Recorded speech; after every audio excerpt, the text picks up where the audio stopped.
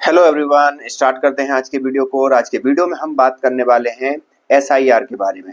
अब आप सोच रहे होंगे ये एसआईआर तो हमने पहले जब बिहार का चुनाव हुआ था उस समय हमने देख लिया था, लेकिन अभी इस एसआईआर के बारे में क्यों बात की जा रही है?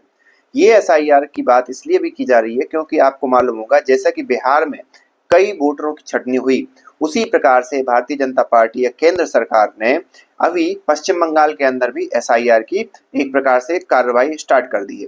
और उसके जवाब में क्या हो रहा है, कई बीएलओ मतलब ब्लॉक लेवल ऑफिसर जो कि मोस्ट ऑफ द टाइम इस चीज को वो करते हैं कि कौन भारत का नागरिक है, किसकी नागरिकता है वास्तविकता में, या किसका पहचान पत्र है या नहीं है, वो ब्लॉक लेवल अधिकारी को एक फॉर्म भरवाने के लिए बोला गया। वो फॉर्म इंग्लिश में है। तो अभी वो ब्लॉक लेवल अधिकारी क्या हो रहे हैं, वहां पर धड़ाधड़ से बीमार हो रहे हैं। हद तो जब हो गई जब एक ब्लॉक लेवल अधिकारी ने आत्महत्या कर ली, ये लिखते हुए कि मतलब जो केंद्र के द्वारा ये एसआईआर की जो गतिविधि चलाई जा रही है उससे उसको बहुत मेंटल प्रेशर हुआ और इसके कारण उसने आत्महत्या कर ली। ये एक अतिशयोक्ति है। और अगर पश्चिम बंगाल में इस प्रकार की हत्या मैं कहूँगा या आत्महत्या इस प्रकार की होती है तो इसमें कोई संशय नहीं है कि इसमें सरकार का हाथ हो भी सकता है और नहीं भी हो सकता है। क्यों मैं ऐसा क्यों बोल रहा हूँ? क्योंकि उसके बाद ही यहाँ पर ये मतलब वहाँ के जो मुख्यमंत्री हैं उन्होंने मतुआ समाज वहाँ पे एक है, उसके जो एक बहुल जो क्षेत्र था वहाँ पे एक रैली की।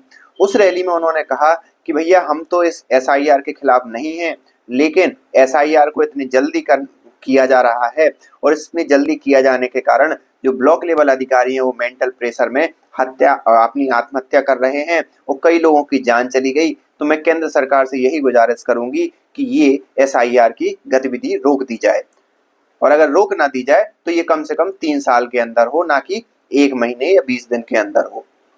यही चीज आप अगर देखो तो बिहार जैसे राज्य में वर्तमान इलेक्शन कमीशन ने बहुत ही जल्दी, बहुत ही तय सीमा के अंदर इनने निपटा ली थी। लेकिन ममता बनर्जी का कहना ये है कि ये चीजें 2026 में आने वाले विधानसभा चुनाव के बाद होनी चाहिए। और साथ ही साथ ये भी एक प्रकार से डराने वाली बात की कि जितने भी जो मतुआ समाज के लोग हैं वो अगर एक प्रकार से इस एसआईआर में पार्टिसिपेट करेंगे और अगर उनका नाम नहीं आएगा तो भारत के नागरिक नहीं कहलाए जाएंगे। जबकि भारतीय जनता पार्टी ने या वर्तमान केंद्र सरकार ने पहले ही सीएए का कानून ला दिया है जिसके अंतर्गत उनको नागरिकता मिल जाएगी। तो इसमें कोई इतना इशू नहीं है। लेकिन ये जो ममता बनर्जी हैं वहाँ की मुख्यमंत्री, वो इस चीज़ को इस प्रकार से वो कर रही हैं, इस प्रकार से दिखा रही हैं कि ये बहुत बड़ा एक प्रकार से जघन्य अपराध किया जा रहा है पश्चिम बंगाल के लोगों के ऊपर, और ये वो जघन्य अपराध रोकने के लिए सबसे पहले आगे आई हैं।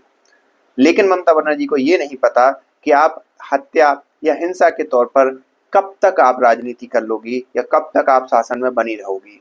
एक ना एक दिन आपका शासन तो खत्म होगा ही, और जिस दिन खत्म होगा उस दिन वहां पर शांति स्थापित होगी और जितने भी उपद्रवी तत्व हैं उनको सजा होगी, या जो भी मतलब संविधान के अनुसार सजा होनी चाहिए वो होगी। वर्तमान में एसआईआर कितनी सफल होती है और उसमें भारतीय जनता पार्टी अन्य विपक्षी पार्टियों को कितना लाभ होता है ये तो आगे आने वाले समय ही बताएगा। लेकिन इस चीज से, इस घटना से ये तो निकल कर सामने आ गया है कि ममता बनर्जी एसआईआर से डरी हुई हैं और उन्हें भी लग रहा है कि कहीं बिहार जैसा क्लीन स्वीप ना हो जाए पश्चिम बंगाल के अंदर। और अगर ऐसा होता है तो ममता बनर्जी का भविष्य अलग अलग क्षेत्रीय पार्टियों के भविष्य की तरह एक प्रकार से अंधकारमय हो जाएगा और उनका भतीजे का भविष्य भी अंधकारमय हो जाएगा, जैसा कि तेजस्वी यादव का बिहार के अंदर, अखिलेश यादव का यूपी के अंदर, और यहाँ पर अगर चले जाएं तो उद्धव ठाकरे के लड़के आदित्य ठाकरे का भविष्य खतरे में पहुंच गया है महाराष्ट्र के अंदर। क्योंकि भारतीय जनता पार्टी 2024 के लोकसभा चुनावों के बाद धड़ाधड़ क्लीन स्वीप एक प्रकार से जीत रही है। वो बात अलग है कि मोस्ट ऑफ द राज्यों में भारतीय जनता पार्टी की सरकार थी, यहाँ पर ममता बनर्जी की सरकार है। अब भारतीय जनता पार्टी बंगाल को फतह कर पाती है या नहीं कर पाती है ये तो आगे आने वाला समय बताएगा।